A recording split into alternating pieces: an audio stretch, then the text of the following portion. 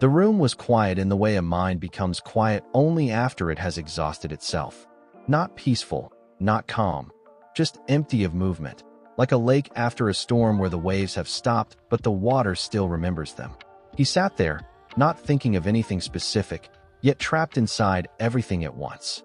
Thoughts rose without permission, circled without direction, and sank only to rise again, wearing a different face. He had tried fighting them, analyzing them, replacing them with better ones, distracting himself with work, noise, people, purpose. Nothing worked. The harder he tried to escape his own mind, the deeper he seemed to fall into it. According to Carl Jung, the mind becomes a prison when consciousness identifies too completely with its contents. Thoughts then stop being visitors and start behaving like owners. This was exactly what had happened. He believed every thought that crossed him was him. Every fear felt like truth. Every inner voice sounded like destiny. And so the mind did what it always does when unobserved. It multiplied. He once believed that the way out was control.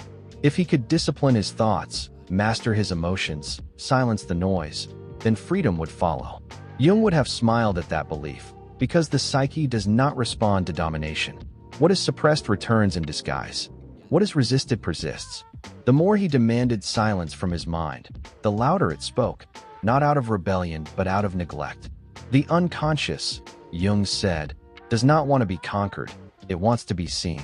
One evening, exhausted from thinking about thinking, he stopped trying. Not as a strategy, not as a technique, but because he had no strength left. Something subtle happened then. A gap appeared, not a solution, just a pause.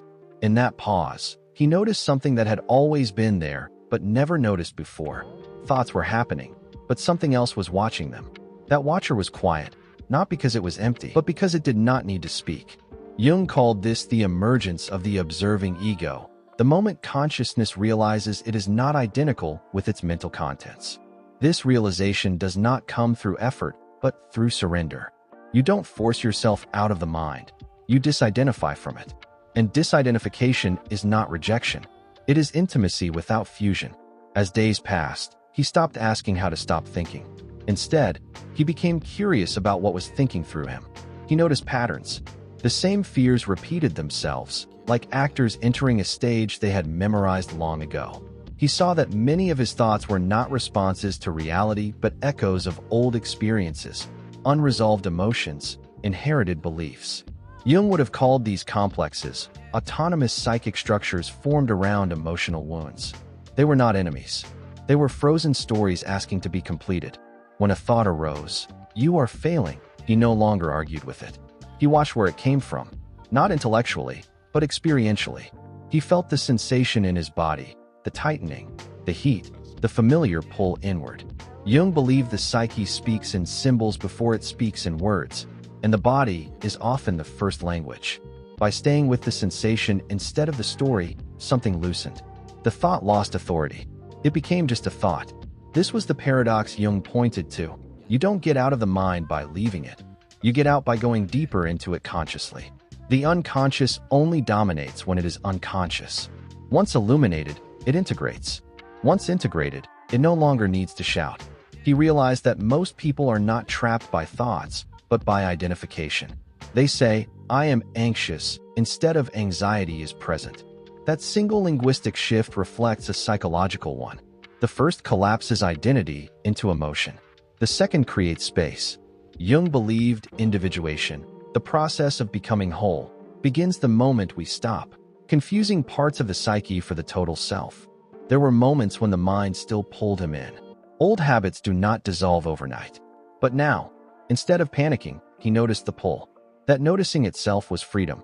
Jung emphasized that consciousness grows not by eliminating darkness, but by expanding to contain it. Light that denies shadow becomes blind. Awareness that includes thought without being consumed by it becomes stable. He also discovered something unexpected. The mind quieted not when he tried to escape it, but when he gave it meaning. Jung warned that a psyche deprived of meaning becomes chaotic. When thoughts have no place to go, they turn inward and loop endlessly.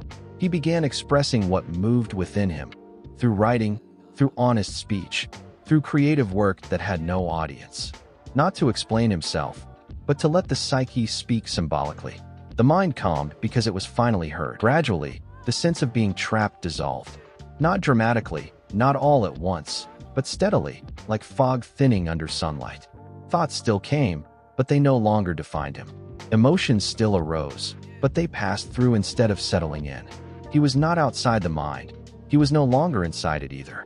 He was around it, behind it, aware of it. Jung would say that this is not transcendence, but integration. You don't escape the psyche. You inhabit it fully without being possessed by it. The goal is not a silent mind, but a conscious relationship with it.